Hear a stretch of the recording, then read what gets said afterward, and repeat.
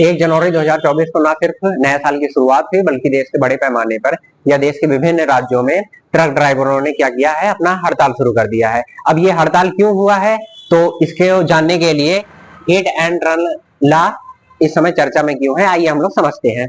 उसमें क्या कह रहा है कि हिट एंड रन लॉ कानून के कारण ट्रक ड्राइवरों का क्या है, एक प्रकार का हड़ताल है।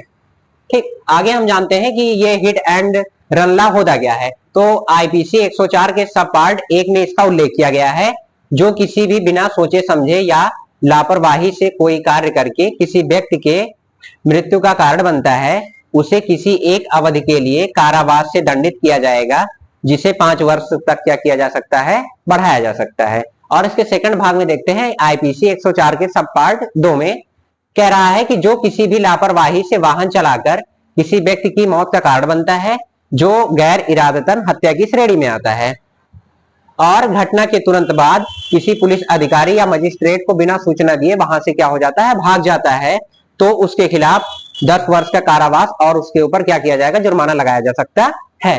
अब हम जानते हैं कि अगर इस समय नया कानून है तो क्या पुराना भी कानून पहले था, और पहले था तो उसका विरोध क्यों नहीं किया गया। तो देखते हैं कि पुराना कानून हमारा क्या था। पुराना कानून में है आईपीसी 279 के तहत अगर कोई भी व्यक्ति क्या कर रहा है, लापरवाही से वाहन चला रहा है, या आईपीसी 304 के सब पार्ट 1 में लापरवाही से अगर किसी व्यक्ति की क्या हो जाती है, मौत हो जाती है। थर्ड है आईपीसी 338 के तहत जान जोखिम में डालकर अगर आप क्या कर रहे हो, अपना वाहन चला रहे हो और उससे किसी की मृत्यु हो जाती है, तब वहां पे आपको कारावास की सजा दी जाएगी। आगे हम लोग समझते हैं कि जो हिट एंड रन लॉ है, इसका ट्रक ड्राइवर विरोध क्यों कर रहे हैं। तो हम जानते हैं कि विरोध का कारण, जो विरोध का कारण है, सबसे बड़ा कारण इसमें यह है कि ये कानून क्या है, बहुत ज्यादा सख्त है।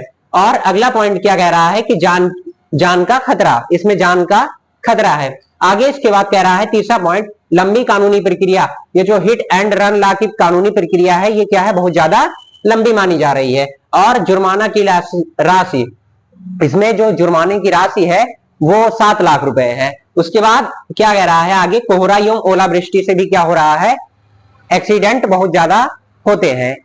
अगला अब इतना हम समझने के बाद आगे हम देखते हैं कि इसका प्रभाव क्या रहा है। इसके प्रभाव में हम लोग जानेंगे कि सप्लाई चेन प्रभावित हो रहा है। जब ट्रक ड्राइवर अपना वाहन सड़कों पे नहीं चलाएंगे तो उससे क्या हो जाएगा, हमारा सप्लाई चेन भी क्या हो जाएगा, बहुत ज्यादा प्रभावित होगा। आगे देखते हैं फिर आवाजाही प्रभावित होगा। जब ट्रक ड्राइवर अपना वाहन लेकर सड़कों पर जाएंगे नहीं, तो जिन राज्यों में जैसे दूध जाता है, मांस जाता है, कपड़े जाते हैं या अन्य सारी चीजें जाती हैं, तो वो सब भी क्या हो जाएंगे, माल अवरुद्ध हो जाएंगे। अब इतना देखने के बाद अब सरकार क्या करेगी, अपना क्या रुख अपनाएगी, आइए चलिए हम देखते हैं आगे।